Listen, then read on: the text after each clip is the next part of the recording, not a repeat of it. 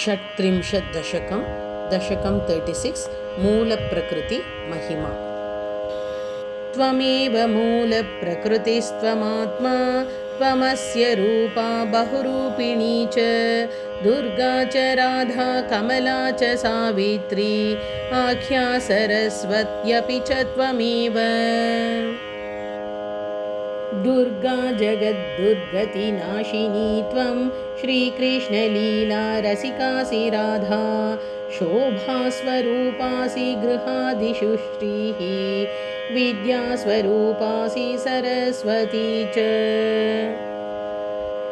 सरस्वती हा गुरुशापनष्टां त्वं याज्ञवल्क्याय दधात विद्यां त्वामेव वाणी कवचं जपन्तः प्रसाद्य विद्यां बहवोऽधिजग्मुः।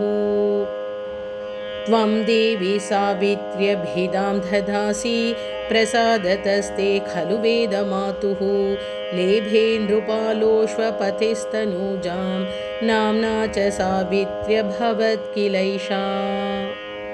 सा सत्यवन्तं मृतमात्मकान्तम् आजीवयन्ती श्वशुरं विधाय दूरीकृतान्ध्यं तनयानसूत यमाद्गुरोराप च धर्मशास्त्रम्।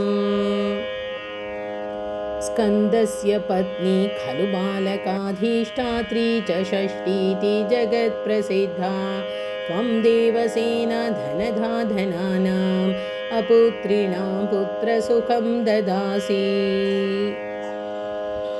सत्कर्मलब्धे तनये मृते तु प्रियव्रतो धूयत भक्तवर्यः तं जीवयित्वा मृतमस्य दत्त्वा स्वभक्तवात्सल्यमदर्शयस्त्वम्।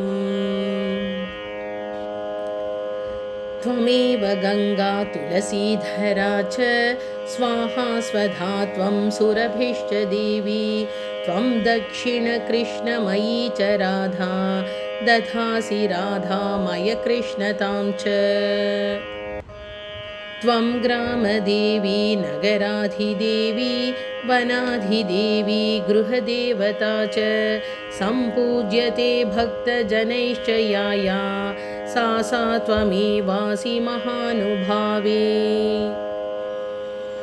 यद्यच्छ्रुतं दृष्टमपि स्मृतं च तत्तत्त्वदीयं हि कलांशजालं न किञ्चनास्त्येव शिवे त्वदन्यत् भूयोऽपि मूलप्रकृते नमस्ते।